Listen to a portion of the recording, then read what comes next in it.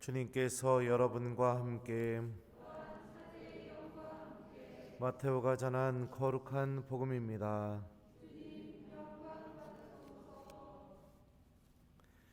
예수님께서 예루살렘으로 올라가실 때 12제자를 따로 데리고 길을 가시면서 그들에게 이르셨다.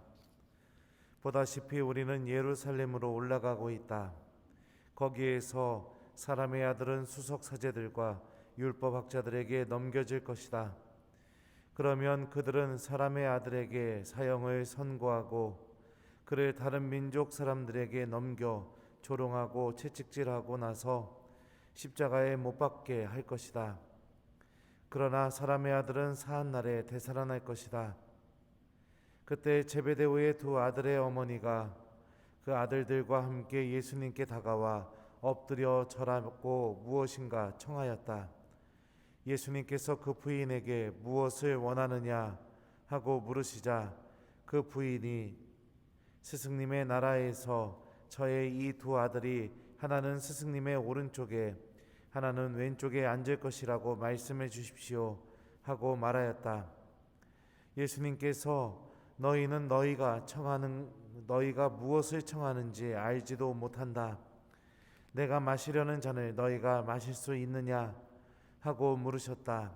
그들이 할 수 있습니다 하고 대답하자 예수님께서 그들에게 말씀하셨다. 너희는 내 잔을 마실 것이다. 그러나 내 오른쪽과 왼쪽에 앉는 것은 내가 허락할 일이 아니다. 내 아버지께서 정하신 이들에게 돌아가는 것이다. 다른 10제자가 이 말을 듣고 그 두 형제를 불쾌하게 여겼다. 예수님께서는 그들을 가까이 불러 이르셨다. 너희도 알다시피 다른 민족들의 통치자들은 백성 위에 군림하고 고관들은 백성에게 세도를 부린다. 그러나 너희는 그래서는 안 된다. 너희 가운데에서 높은 사람이 되려는 이는 너희를 섬기는 사람이 되어야 한다. 또한 너희 가운데에서 첫째가 되려는 이는 너희의 종이 되어야 한다. 사람의 아들도 섬김을 받으러 온 것이 아니라 섬기러 왔고 또 많은 이들의 몸값으로 자기 목숨을 바치러 왔다. 주님의 말씀입니다.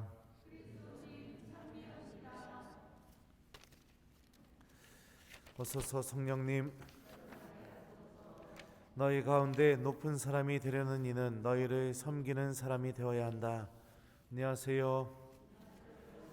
오늘 복음에서 예수님께서는 제자들을 데리고 예루살렘으로 올라가십니다. 그리고 예루살렘으로 올라가시면서 자신이 예루살렘에서 어떤 일이 자신을 기다리고 있는지에 대해서 얘기하고 계시죠. 사람들이 이 사람의 아들을 율법학자들과 수석사제들에게 넘기게 되고 그리고 나서 십자가형에 못 박혀서 순환받고 그 다음에 돌아가시게 된다. 그런데 나는 죽음으로 끝나는 게 아니라 다시 부활할 것이다 라는 이 순환 예고를 하고 계십니다. 자신이 따르는 스승이 죽으러 간다는데 제자들의 마음은 어땠을까요? 이런 예수님의 말씀이 전혀 들리지가 않았습니다. 엄마가 찾아와서 이제는 예루살렘으로 올라가니까 예수님께서 못 박히러 가시고 돌아가실 것이다 분명하게 말씀해 주셨음에도 불구하고 마음이 딴 데가 있으니까 들을 마음이 없으니까 관심이 다른 데 있으니까 예수님께서 예루살렘 가시니까 이제 당신께서 말씀하셨던 그 나라를 세우시는가 보구나 이렇게 착각하게 되고 오해하게 되는 거죠. 옆에 같이 있어도 함께 있어도 듣는 마음이 없다면 하느님의 말씀이 절대로 들리지 않는다라는 것을 오늘 제자들의 모습을 통해서 우리가 생각해 볼 수 있습니다. 영광만을 바라보게 되고 또 예수님께서 이루실 그 나라만을 바라보기 때문에 제자들은 예수님의 그 말씀을 듣지 못했던 것 같습니다. 사제서품을 받고 예전에 세신부 때요 제2방에 들어왔을 때 제의를 벗을 때 그 모습이 얼마나 멋져 보였는지 모릅니다. 이 목에 있는 로망 카라가 참 빛나게 보였었어요. 그리고 서품식장을 나와서 우리 본당 교우들이 저한테 신부님이라고 불러줄 때 엄청 어색하면서도 얼마나 기분이 좋았는지 모릅니다. 야, 내가 이렇게 참 영광스럽구나, 빛나는 사람이 됐구나, 이런 생각이 들었었는데, 저는 이제 신부가 된 지 13년이 지났습니다. 사제생활 13년 하면서 알게 되었는데요.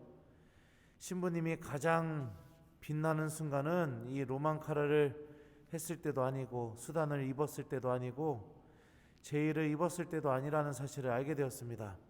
또 교우들이 신부님이라는 그 말을 불러줄 때도 영광스러운 순간이 아니었죠.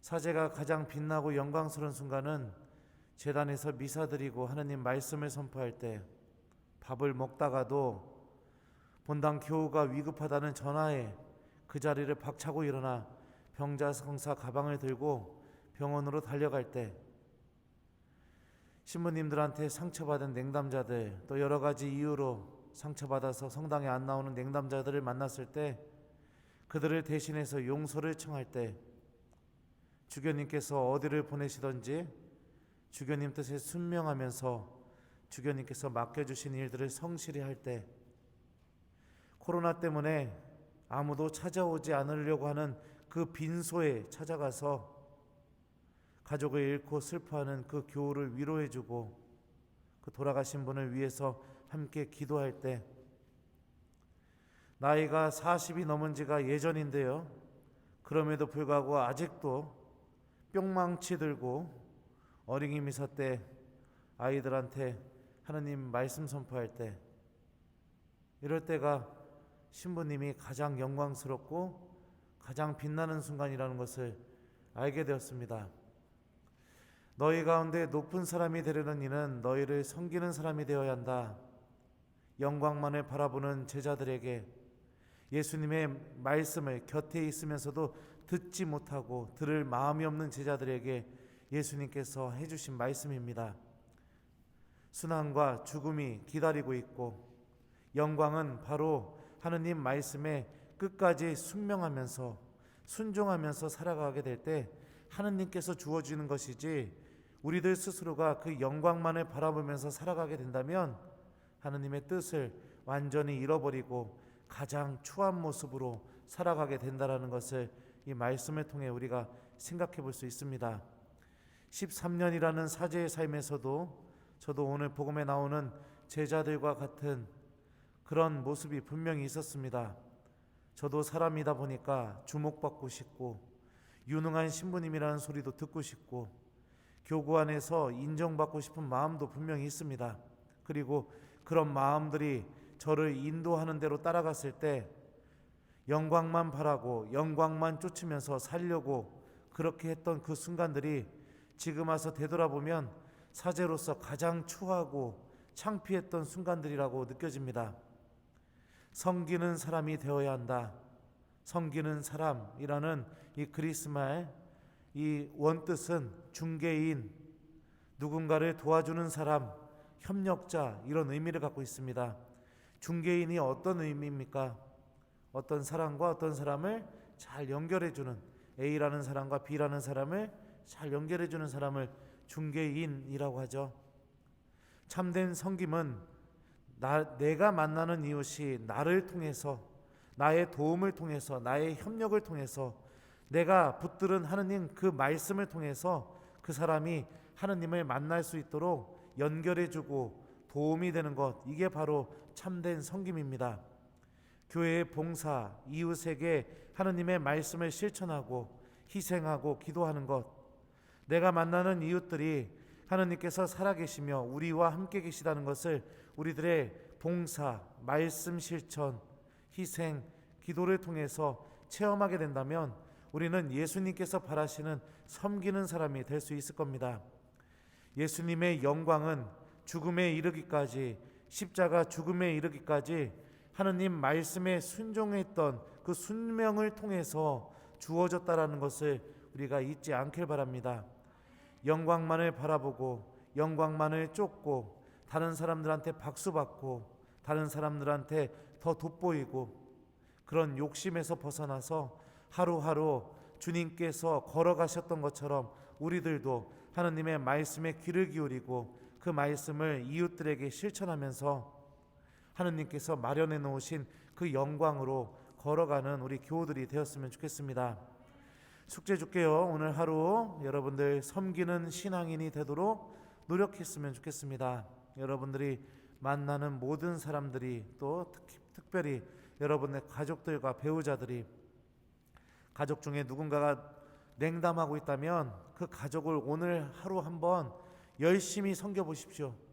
비난하고 성당 왜 안 나오냐고 하고 외면하고 무관심하고 그러지 마시고 하느님 말씀을 가슴속에 담고 내가 한번 십자가에 못 박힌다 이런 생각하시고 가족 중에 만약에 냉담자가 있다면 오늘 하루 한번 열심히 섬겨보십시오. 그래서 그가 하는 나의 그 노력을 통해서 나의 그 봉사와 희생을 통해서 하느님을 체험할 수 있도록 한번 이렇게 도움이 되어주는 오늘 하루가 되었으면 좋겠습니다. 너희 가운데에서 높은 사람이 되려는 이는 너희를 섬기는 사람이 되어야 한다. 아멘.